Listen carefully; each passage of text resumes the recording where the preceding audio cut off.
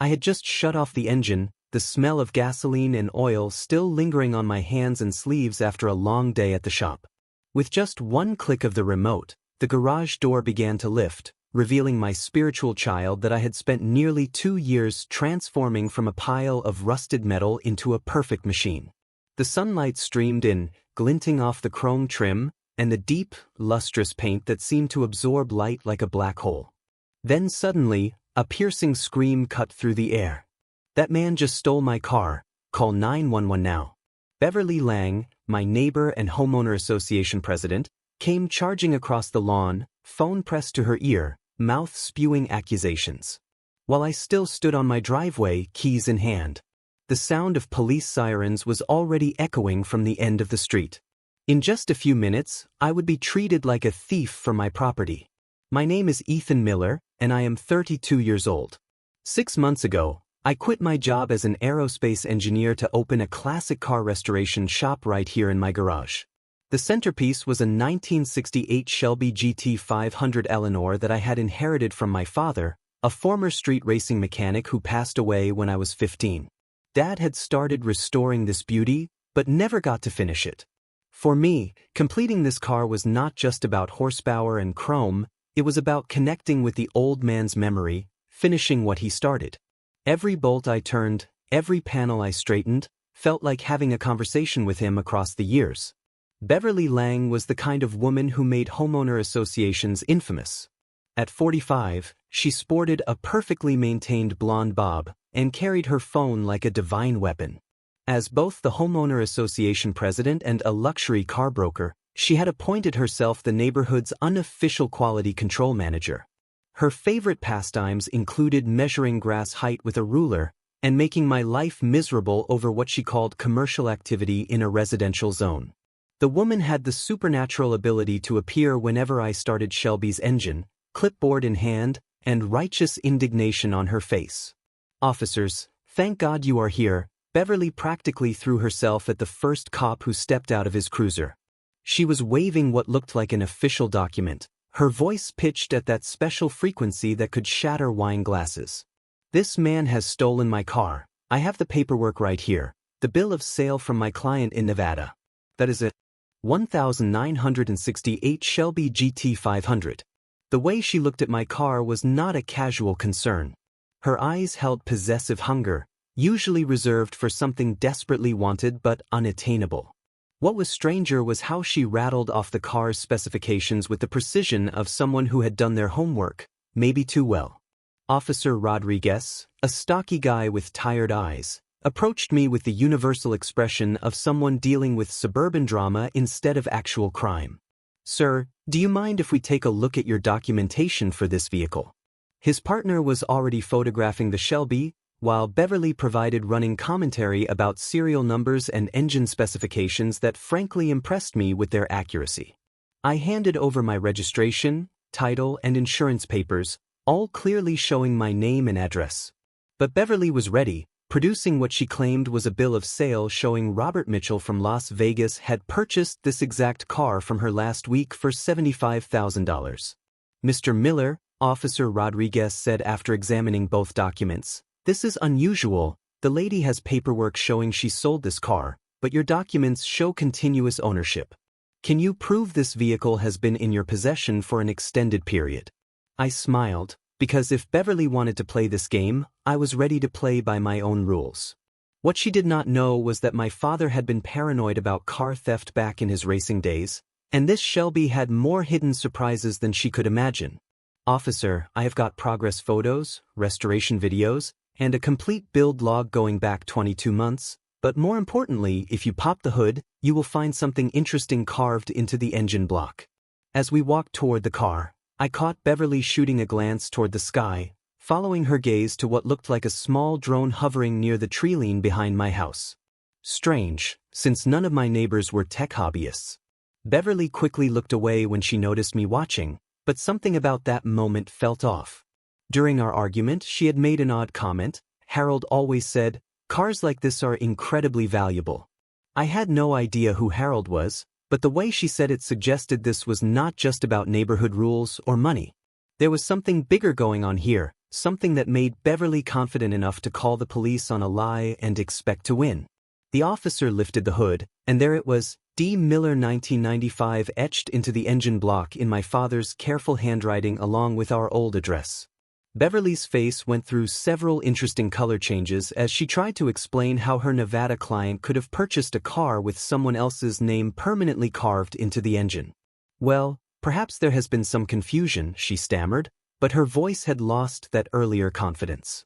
Officer Rodriguez looked from Beverly to me and back again, clearly realizing something was not right about this situation. Ma'am, I think we need to see additional documentation about this alleged sale. As Beverly fumbled with her phone, probably trying to contact whoever had helped her fabricate those documents, I noticed something else strange. She knew way too much about my car's technical specifications, details that were not visible from casual observation, and certainly were not the kind of thing a luxury car broker would memorize about someone else's vehicle.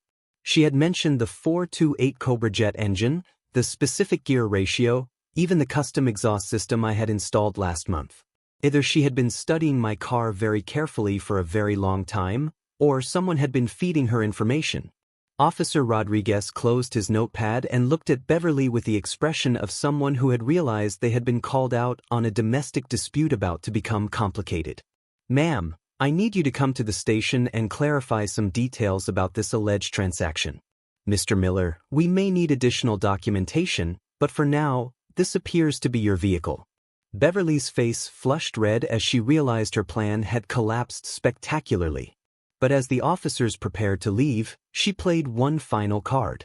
Fine, but I am calling my lawyer and I am calling Harold Green about this.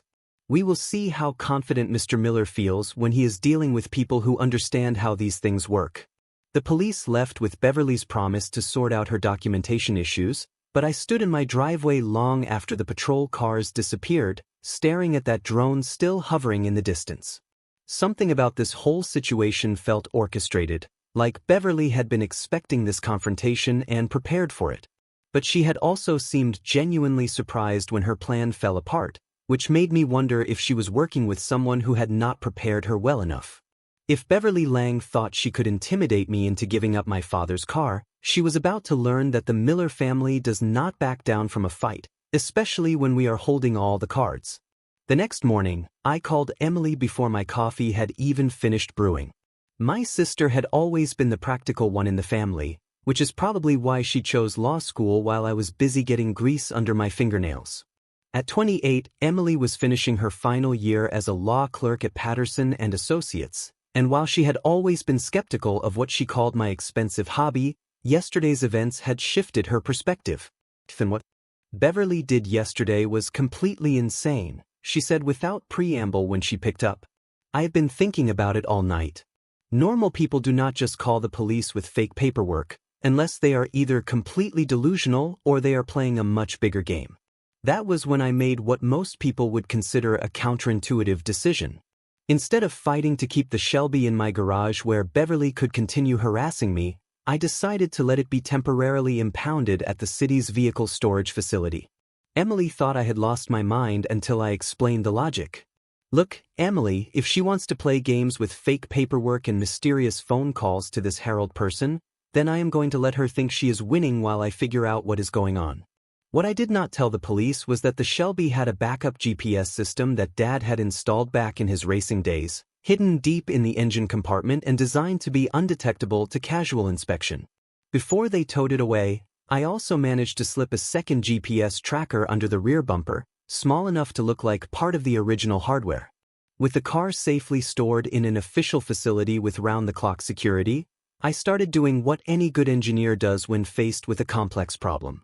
I began gathering data. Beverly's social media presence was a gold mine of information for someone who did not seem to understand the concept of privacy settings. Her Facebook page showed a lifestyle that did not quite match up with a suburban homeowner association president's typical income, designer handbags, expensive restaurant check-ins, and photos from what looked like luxury car auctions in 3 different states. More interesting was her employment history, which Emily helped me dig up through public records. Beverly had previously worked at Green and Associates Real Estate, a company owned by one Harold Green. Ethan, look at this, Emily said, pulling up county records on her laptop. We were sitting in my kitchen, surrounded by printouts and sticky notes like some kind of suburban detective drama. Harold Green is not just some random business associate. He is the chairman of the city council, and according to these property records, he has been involved in some pretty significant real estate transactions over the past 5 years. What made it even more interesting was that Beverly had left Green and Associates under what appeared to be less than ideal circumstances, right around the time she had taken over as homeowner association president in our neighborhood. That evening, I decided to take a closer look at the device I had seen Beverly glancing at yesterday. It was not a neighbor's hobby drone after all. Hidden in the bushes along my property line, I found a small listening device, the kind of thing you could order online for a couple of $100s. It was positioned perfectly to pick up conversations in my driveway and garage area, which explained how Beverly knew so much about the Shelby's technical specifications. She had been eavesdropping on my phone calls with parts suppliers, my discussions with other car enthusiasts, and probably every conversation I had with Emily about the restoration project. The next morning brought an interesting development. Beverly had listed a 1968 Shelby GT500 for sale on 3 different online auction sites, complete with professional quality photos that had been taken in my garage. The asking price was $85,000, nearly double what the car was actually worth, and the description claimed it was a fully restored numbers matching Eleanor tribute car. What was particularly bold was that she was using photos of my car to advertise her sale, apparently confident that no one would be able to prove the connection. Emily's legal research revealed even more concerning information. Beverly was not just behind on her mortgage, she owed nearly $200,000 to various creditors, including a substantial debt to a company called International Auto Ventures that seemed to specialize in overseas car sales. Her financial desperation explained the audacity of her scheme, but it also suggested that stealing one car, even an expensive one, would not be enough to solve her problems. This felt like part of a larger pattern, which made me wonder how many other people in our neighborhood had been targeted. The GPS tracker I had hidden on the Shelby sent its first alert that night. The car was moving, which should have been impossible since it was supposed to be secured in the city impound lot. But the signal was not coming from the impound facility, it was coming from a warehouse district about 20 miles outside of town. Either someone had officially released my car without notifying me, or Beverly had more connections and resources than I had initially suspected. The signal stopped moving around midnight, settling at a location that Google Maps identified as Westside Storage Solutions. When I called the impound lot the next morning, they confirmed that my car was still in their custody and had not been moved. That meant Beverly's operation was sophisticated enough to either duplicate my car, or they had somehow gained access to a secured city facility. Emily's research into Harold Green was starting to paint a picture of someone with enough political connections to potentially influence how the local police handled property disputes. If Harold was the Harold that Beverly had mentioned, then this was not just about one desperate woman trying to steal a car, it was about someone with real power backing her play. Marcus Rodriguez, my retired neighbor who lived 3 houses down, knocked on my door that evening with information that changed everything. Marcus had always been friendly but distant, the kind of guy who kept to himself and maintained his property without getting involved in neighborhood drama. Ethan, I could not help but notice all the commotion yesterday, and I think there is something you should know about Beverly and this Harold Green character, he said, settling into one of my kitchen chairs with the deliberate movements of someone who had decided to get involved. Last year, Harold came by my house 3 different times, supposedly just being neighborly, but he asked a lot of specific questions about my vintage motorcycle collection. A week after his 3rd visit, Beverly started citing me for homeowner association violations I had never heard of before. The pattern was becoming clear, but the scope of it was bigger than I had imagined. This was not a desperate woman making bad decisions. This was an organized operation targeting valuable personal property throughout our neighborhood with someone in a position of political authority providing cover and legitimacy. As I stared at the GPS coordinates showing my car's location at a warehouse I had never heard of, I realized that tomorrow would bring either answers or a whole new level of problems. If Beverly thought she could intimidate me into walking away from this fight, She was about to discover that engineers are very good at solving complex problems, especially when someone threatens the things we care most about. Emily arrived at my house with a box of Dad's old work files that I had stored in the attic years ago. "I could not sleep last night after what Marcus told us about Harold," she said, dumping the contents onto my kitchen table. "Something about that name kept bothering me, so I figured we should see if Dad ever mentioned him." What we found in those yellow documents was like discovering a road map to a conspiracy I never knew existed. Buried in a 1995 company newsletter was a group photo from the annual aerospace company picnic, and there, standing next to my father with a forced smile, was a younger Harold Green. The caption identified him as Harold Green, Quality Assurance Manager, celebrating his promotion to senior oversight. Marcus had agreed to help us with surveillance, and his 40 years as a private investigator before retirement made him the perfect teacher for following someone undetected. "The key is patience," he explained as we parked across from Beverly's house at 6 o'clock in the morning. "People like her always have routines, and routines create opportunities." Beverly left her house at 7:30 sharp, driving her white BMW toward the warehouse district where my GPS tracker had gone silent 2 nights ago. What we found there made my stomach drop. The building was labeled Westside Storage Solutions, but it looked more like a staging area for expensive vintage vehicles.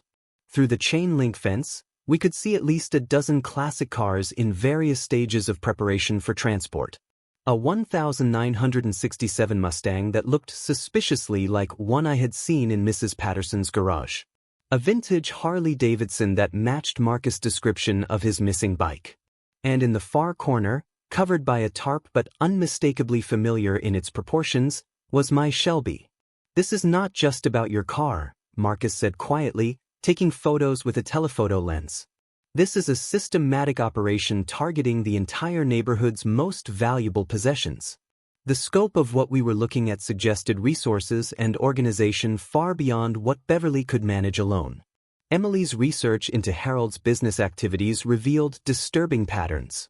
Green and Associates specialized in estate liquidations and asset management, which sounded legitimate until you realized that most of their clients seemed to be elderly homeowners who had mysteriously decided to sell valuable possessions at below-market prices. "Look at this pattern," Emily said, showing me a spreadsheet she had created. 15 different households in our neighborhood have sold cars, motorcycles, or collectibles through Harold's company in the past 2 years, all within 6 months of receiving homeowner association violations from Beverly. The coordination was too perfect to be coincidental. Jake Thompson, our neighborhood electrician, knocked on my door that evening with information that connected more dots.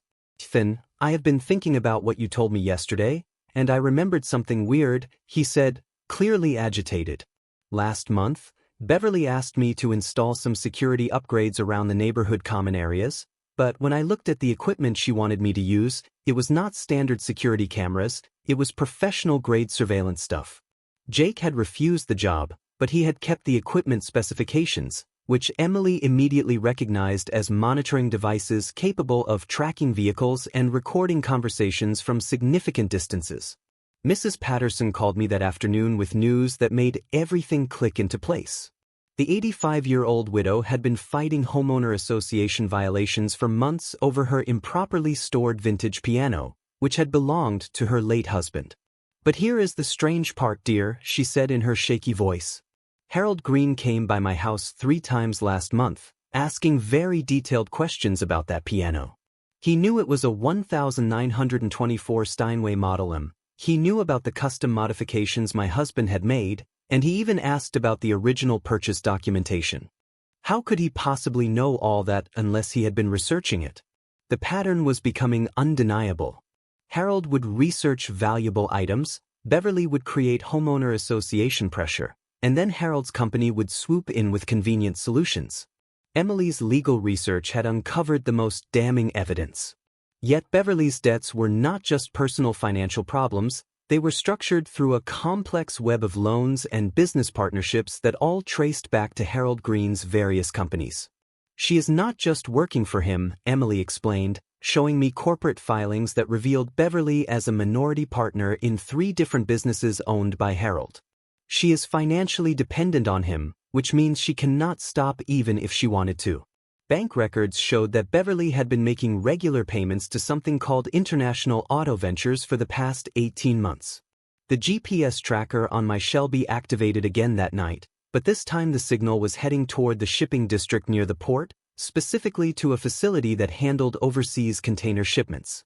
Emily and I followed at a distance, watching as Beverly supervised the loading of what appeared to be my car onto a truck headed for the shipping terminal.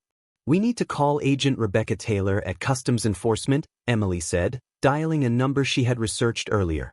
"If they are planning to ship stolen vehicles overseas, that makes this a federal crime, and it means we can stop this before your car disappears forever." As we watched the truck pull away from the warehouse, my phone rang with a number I did not recognize. The voice on the other end was calm, measured, and completely confident. "Hello, Ethan. This is Harold Green. I think it is time we had a conversation about your father and some unfinished business from a long time ago."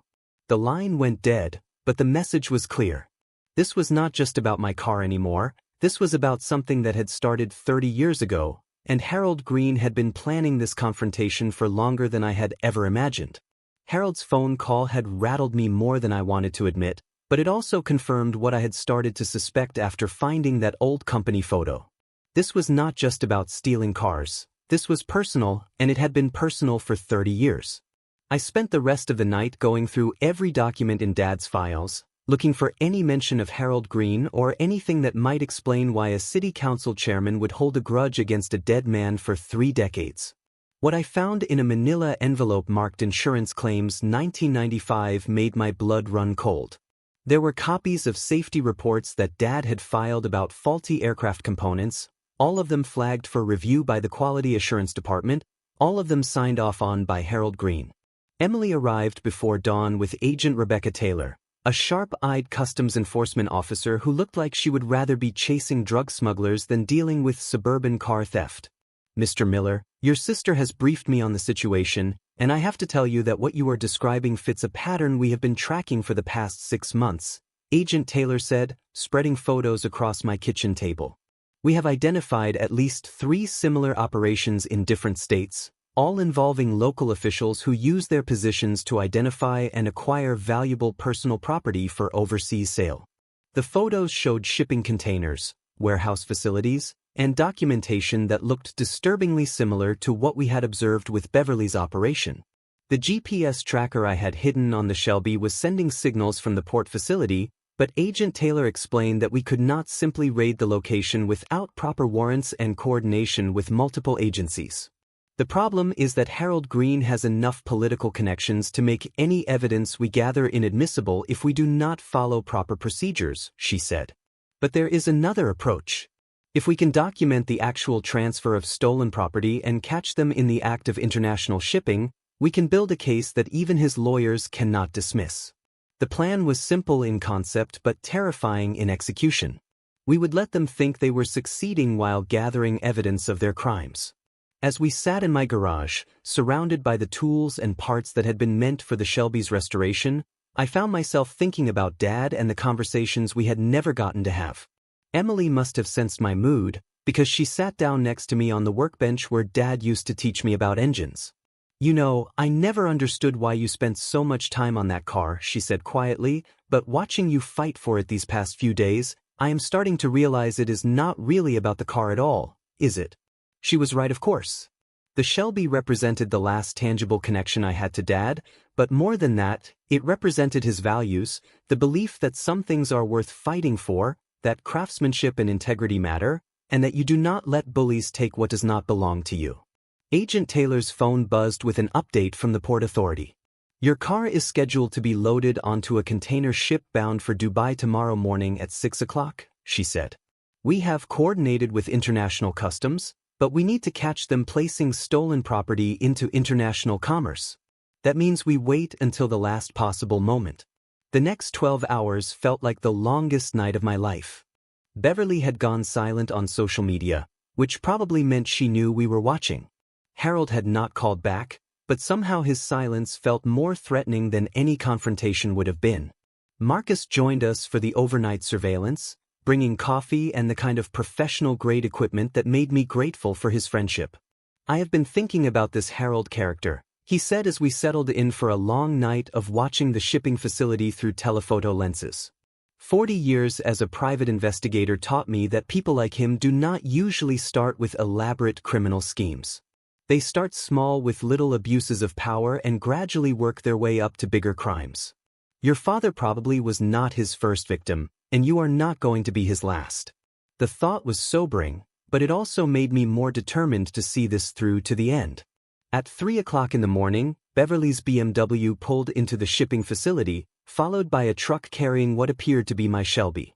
Agent Taylor radioed for backup units to move into position, but she warned us that we still needed to wait for them to begin the loading process before we could intervene.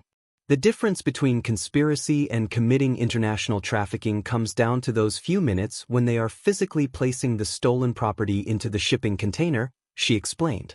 Through our surveillance equipment, we could see Beverly directing workers toward a specific container marked with the number BVLG 2024.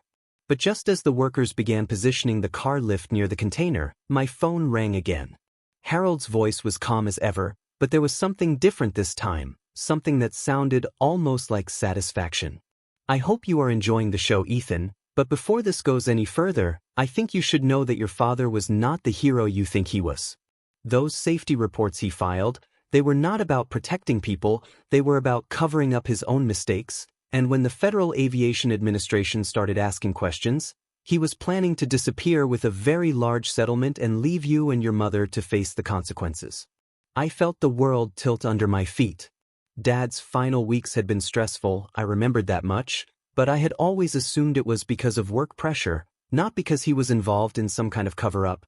Agent Taylor saw my expression and grabbed my arm. "Do not listen to him, Ethan. People like Harold are experts at psychological manipulation. He is trying to break your resolve right when we are closest to catching him." But the doubt was already there, planted like a seed in my mind. What if everything I thought I knew about Dad was wrong? What if this whole fight to save the Shelby was just about preserving a lie? As I watched the workers prepare to load my father's car into a shipping container bound for another continent, I realized that tomorrow would bring answers to questions I was not sure I wanted answered. But it was too late to back down now. We had come too far, and Harold Green had made this too personal for any of us to walk away. At 5:47 a.m., Agent Taylor gave the signal that changed everything. "Go, go, go," she shouted into her radio as federal agents, port security, and local police converged on container BVLG 2024 from 3 different directions. The scene that unfolded was like something out of a movie, except this time I was standing in the middle of it, watching my father's car being used as evidence in what Agent Taylor later called the largest interstate property theft ring we have ever dismantled. Beverly was caught red-handed, literally holding a clipboard with shipping manifests for not just my Shelby but 8 other classic vehicles that had been disappeared from neighborhoods across 3 different states. The look on Beverly's face when she realized she was surrounded was something I will never forget. The confident, aggressive woman who had called the police on me just 4 days ago completely collapsed, falling to her knees on the concrete dock and sobbing like a child. "I did not want to do this," she kept repeating as Agent Taylor read her rights. "Harold made me do it. He said if I did not help him, he would make sure I lost everything. He has files on all of us, recordings, photographs. You do not understand what he is capable of." It was the first time I had seen Beverly show any genuine emotion, and despite everything she had put me through, I almost felt sorry for her.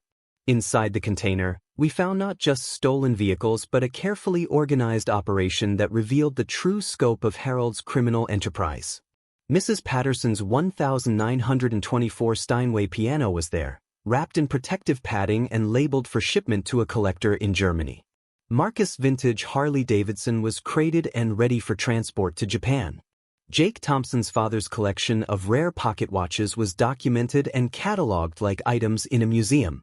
"This is not just theft," Agent Taylor said as she photographed the evidence. "This is cultural heritage trafficking. These people were systematically stripping American communities of their most valuable historical artifacts." Beverly's confession, recorded right there on the dock with federal agents as witnesses, painted Harold Green as the mastermind of an operation that had been running for at least 5 years. He would research families in affluent neighborhoods, looking for elderly residents or people going through financial difficulties who owned valuable antiques or classic cars, she explained between sobs. Then he would use his position on the city council to access property records, tax information, even insurance claims. Once he identified targets, I would create homeowner association violations or other municipal pressure to make their lives miserable until they were desperate enough to sell. The cold, calculated nature of the scheme was breathtaking in its cruelty. Harold's network extended far beyond our neighborhood. Beverly revealed that he had similar operations running in 15 different communities, each managed by a different homeowner association president or local official who was either being blackmailed or financially coerced into cooperation. "He keeps files on everyone," Beverly said, looking directly at me with red swollen eyes. "Financial problems, family secrets, anything he can use as leverage. That is how he controlled me, and that is how he controlled the others." Agent Taylor immediately radioed for coordinated raids on all 15 locations, but I could see in her expression that this was going to be a much bigger case than anyone had anticipated. The moment when they finally uncovered my Shelby was both triumphant and heartbreaking. 2 years of restoration work had been carefully preserved. Harold's people knew exactly what they were dealing with and had treated the car with professional care. But seeing it there, wrapped and crated like merchandise, made me understand how Mrs. Patterson must have felt about her husband's piano. These were not just valuable objects to the people who owned them, they were pieces of personal history, connections to loved ones, tangible memories that could not be replaced at any price. Beverly's live stream from the shipping container, broadcast to her 847 Facebook followers, became an inadvertent confession that went viral within hours. The video showed her breakdown in real time, complete with audio of her admitting to federal agents that she had been helping Harold Green steal from my neighbors for 3 years. The comments section exploded with reactions from people who had been affected by similar schemes in other states.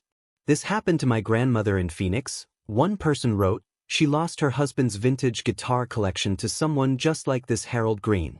The live stream was shared over 50,000 times in the first 6 hours, turning Beverly into an unwitting symbol of suburban crime victimization. Harold Green arrived at the port facility just as Beverly was being loaded into a federal transport vehicle. Unlike Beverly's emotional collapse, Harold maintained his composure, stepping out of his black sedan with the confidence of someone who believed his political connections would protect him from consequences. Agent Taylor met him halfway across the parking lot, and I could see them talking, though I could not hear the conversation, but Harold's body language told the story.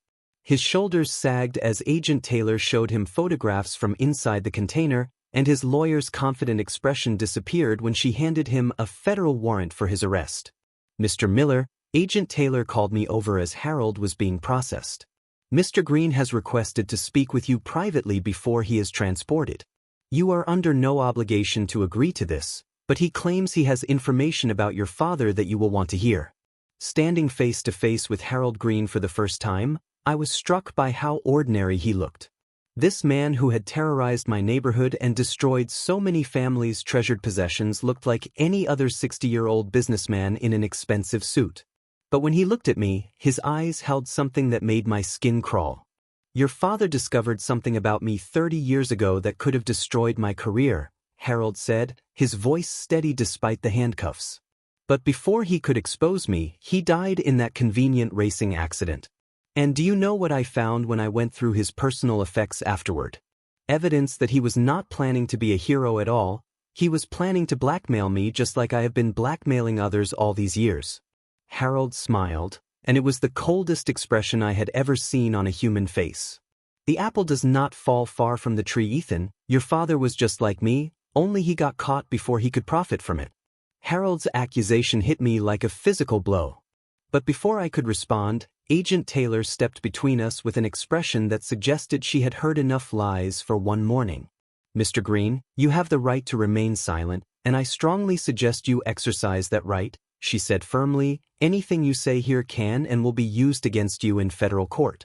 But Harold was not finished with his psychological warfare. As the federal agents began leading him toward the transport vehicle, he turned back to me with that same cold smile. "Ask your sister about the safety deposit box, Ethan. Ask her about what your father left behind." The comment was meant to plant more seeds of doubt, but something about the way he said it made Emily go pale. The ride back to my house was quiet, each of us processing what we had witnessed at the port facility. Beverly was facing federal charges for interstate transportation of stolen property, conspiracy, and racketeering.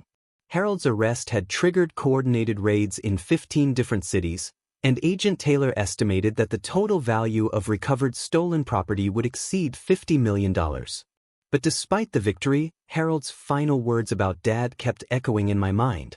Emily had been uncharacteristically quiet since Harold mentioned the safety deposit box, and when I asked her about it, she admitted that she had found a key among Dad's personal effects years ago, but had never investigated what it had opened. Meanwhile, Beverly's attempts to maintain her public image from federal custody provided the comic relief we desperately needed. Her daughter had smuggled a contraband cell phone into the detention facility, and Beverly was attempting to live stream her side of the story to her remaining Facebook followers.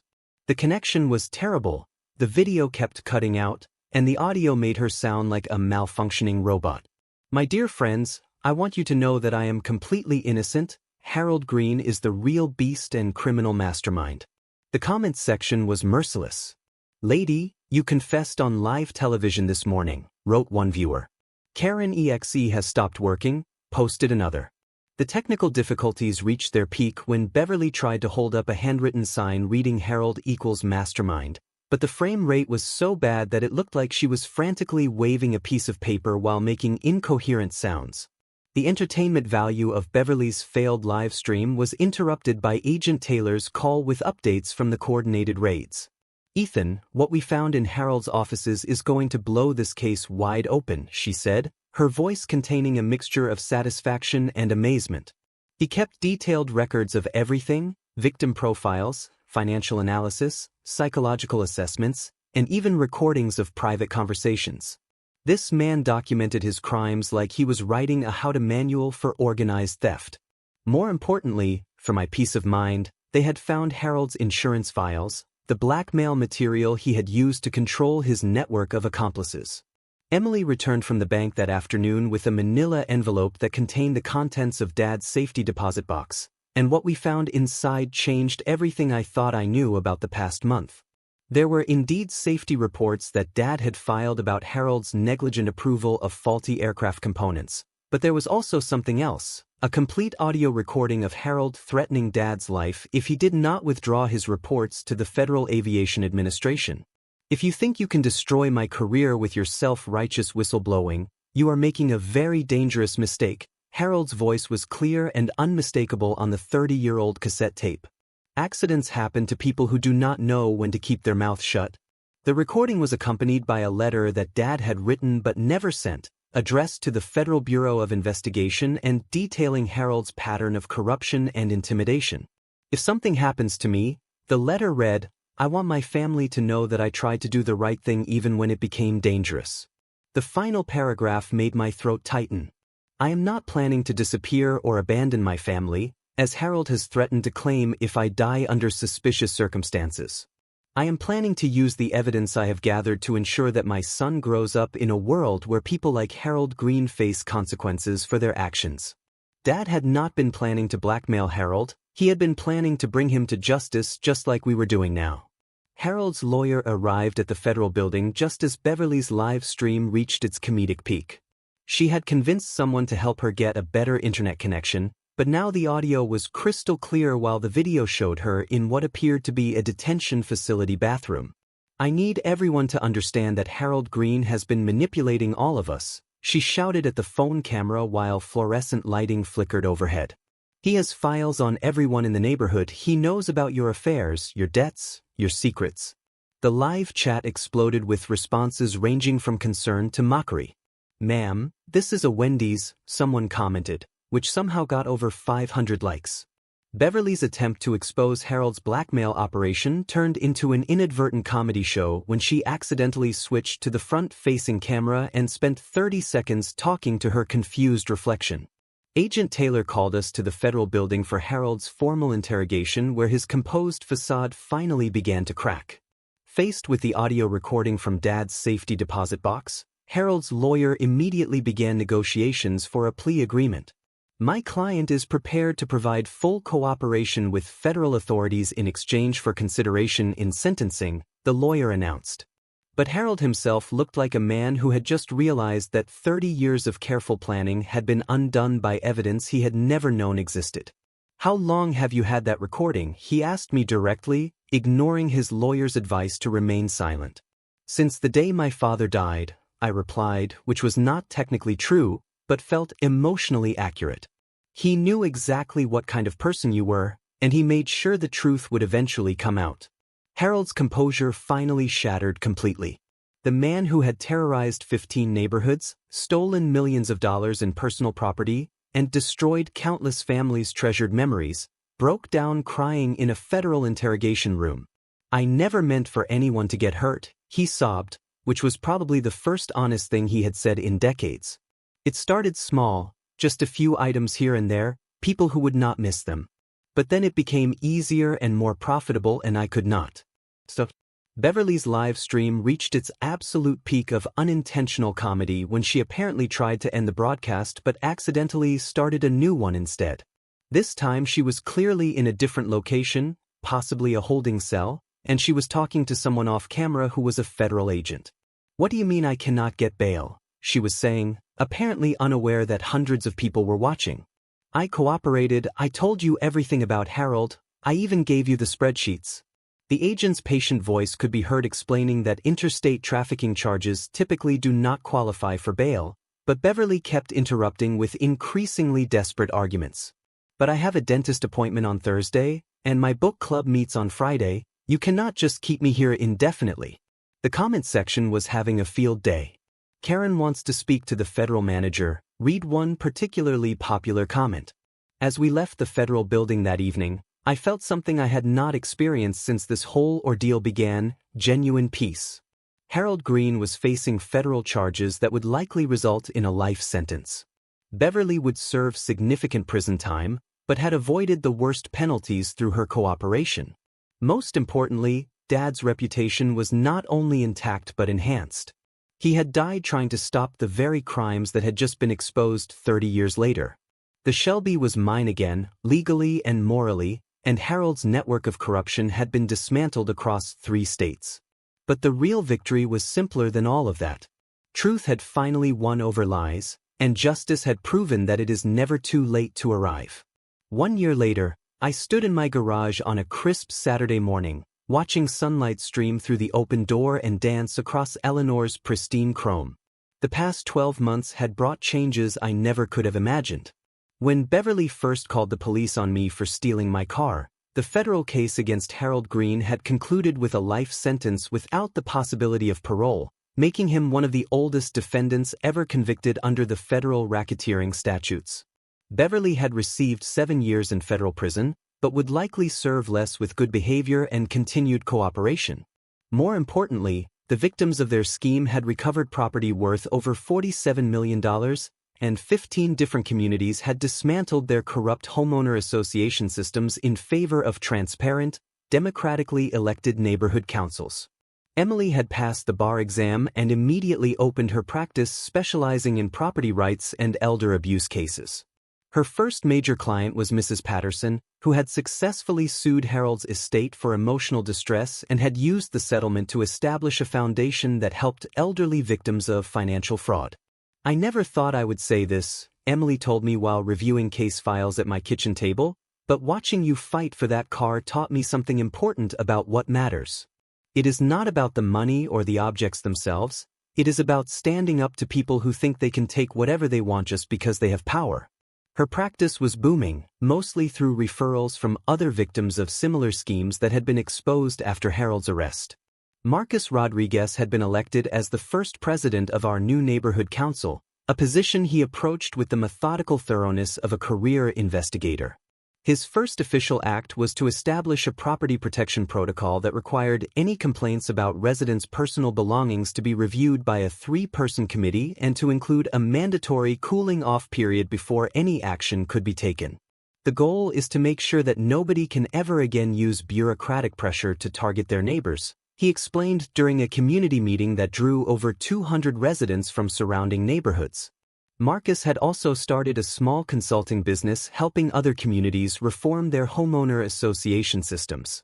Jake Thompson had used his settlement money from Harold's restitution fund to start Thompson Security Solutions, a company that specialized in protecting valuable personal property for collectors and enthusiasts. His first major contract was with a vintage car club that had been targeted by copycat criminals inspired by news coverage of Harold's operation. The best part about this business, Jake told me while installing a state-of-the-art security system in my garage, is that I get to help people protect the things they love instead of having to worry about who is trying to steal them. His company had expanded to 4 full-time employees and was considering opening a second location. Mrs. Patterson had become something of a celebrity advocate for victims' rights, traveling to speaking engagements across 3 states and testifying before legislative committees about the need for stronger protections against organized property theft. Her 1924 Steinway piano, fully restored at Harold's expense, was now the centerpiece of a music therapy program she had established at the local senior center. Harold thought he could steal my memories along with my husband's piano, she said during a television interview that aired on the anniversary of the arrests, but what he did not understand is that memories cannot be shipped overseas in a container. They live in here, she said, tapping her chest, and nobody can take them away. Agent Rebecca Taylor had been promoted to head the new Federal Property Crimes Task Force, a special team created specifically to fight big theft groups like Harold's operation. The task force had already stopped 12 similar plans in 8 different states, getting back over $200 million in stolen property and arresting 47 people. The Harold Green case taught us that property crime is not just about single thieves, she explained during a press talk showing the task force's first-year results. It is about big crime groups that use real offices like government departments and homeowner associations as cover for planned theft. The task force's success had led to Congress talks about federal checking of local housing offices. Eleanor herself had become something of a local famous car, shown in car shows and community events as a symbol of strength and justice. I had completed Dad's restoration exactly as he had planned it, using his detailed notes and drawings to guide every choice. The car now had a small brass plate on the dashboard reading in memory of David Miller, a man who chose truth over safety. But more importantly, the Shelby had pushed me to complete another of Dad's dreams. Using money from the Federal Rest Fund and gifts from community helpers, I had opened the David Miller Technical Training Center, a nonprofit program that taught car and airplane repair skills to young people from poor families. The training center worked out of a changed warehouse given by the city, with 4 working bays, a full machine shop, and class space for 30 students. Our first graduating class of 12 students had all found jobs with local car and airplane companies, with starting pay that averaged $18 per hour. Your father would be very proud, Emily said as we watched our second class of students working on their first engine rebuild project. He always believed that skills and honesty were the most important things you could give to young people. The program had a waiting list of over 100 students and had received questions from other towns wanting to copy our model. Harold's final try at tricking people had failed badly. The USB drive he had kept as safety proof had not just evidence of his crimes, but also recordings that showed 6 other local officials in different wrong acts. The lawyer's office had used Harold's blackmail files to make cases against a county leader, 2 city planning officials, and 3 other homeowner association board members who had been part of his group. Harold thought he was so smart keeping all that proof to protect himself, Agent Taylor had told me during the final case meeting, but criminals always make the same mistake. They think everyone else is as bad as they are, so they do not realize that honest people will one day use their proof against them. The community that had been nearly destroyed by Harold's plan was now stronger and more united than ever. House values in our area had gone up after the news from the case as buyers were now looking for areas with fair rules and strong community care. The yearly Harold Green Memorial Car Show that we held each summer had become a regional event, pulling vintage car lovers from across the state and raising money for victim help programs. Memorial was maybe not the most true word since Harold was still alive in federal jail, but nobody wanted to change the name of an event that had brought so much good to our community. As I closed the garage door that morning and got ready to drive Eleanor to our monthly cars and coffee meet, I thought about how much had changed since that first fight with Beverly. Harold had tried to destroy our community and steal our most loved belongings. But his crimes had finally brought us together in ways that simple neighbor help never could have done. The Shelby's engine sang with the same perfect sound that Dad had wanted, but now it carried the voices of a whole community that had learned to stand up for itself. Sometimes justice comes fast and sometimes it takes 30 years, but the most important lesson I had learned was that it always comes at last, especially when good people refuse to give up the fight. What would you have done if your neighbor called 911 saying you stole your own car? Would you have fought back like Ethan or given in to the pressure? This story shows that justice is not always quick, but it is always worth the fight. If this story of suburban crime and family legacy kept you watching, hit that subscribe button for more homeowner association stories, where truth wins over lies.